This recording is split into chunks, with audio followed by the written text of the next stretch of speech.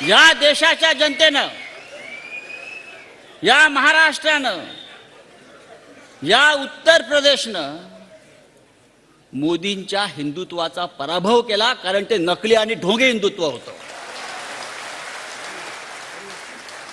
आणि महाराष्ट्रामध्ये भास्करराव आपण म्हणताय ते खरं आहे, सट्टा लागला त्यांना. बघा, त्यांना सत्ता लागलाय, सत्ता, सत्ते पे सत्ता. पण हा त्यांना शेवटचा आकडा आहे. यानंतर त्यांचा आकडा या महाराष्ट्रामध्ये लागणार नाही.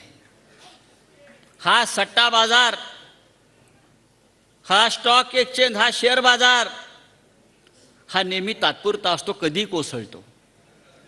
दिल्लीतही कोसळणार आहे आणि महाराष्ट्रातही कोसळणार आहे. कसला स्ट्राईक रेट हो, कसला स्ट्राईक रेट? स्ट्राईक रेट महाराष्ट्रामध्ये वाढलाय तुमच्या बेईमानीचा, गद्दारीचा, आणि तो आम्ही खाली आणू. 7 जागा मिळाल्या, त्यातली अमोल कीर्तीकरांची जागा आपण जिंकलेली जागा आहे, ती आपण पुन्हा जिंकू. या देशामध्ये भारतीय जनता पक्षाच्या 110 जागा या 500 ते 1000च्या फरकाने जिंकलेल्या आहेत. 500 ते 1000, 110 जागा 500 ते 1000, म्हणजे तो विजय मला मानता येणार नाही. जसा अमोल कीर्तीकरांचा विजय चोरला, तसे हे 110 विजय त्यांनी चोरले. नाही तर भारतीय जनता पक्ष हा 120लाच अडकलेला आहे. 120च्या पुढे भारतीय जनता पक्ष गेलेला नाही. नरेंद्र मोदी, लोक म्हणतात ते हारलेच होते. अमोल कीर्तीकरांच्या प्रमाणे त्यांचा विजय शेवटी खेचून आणला.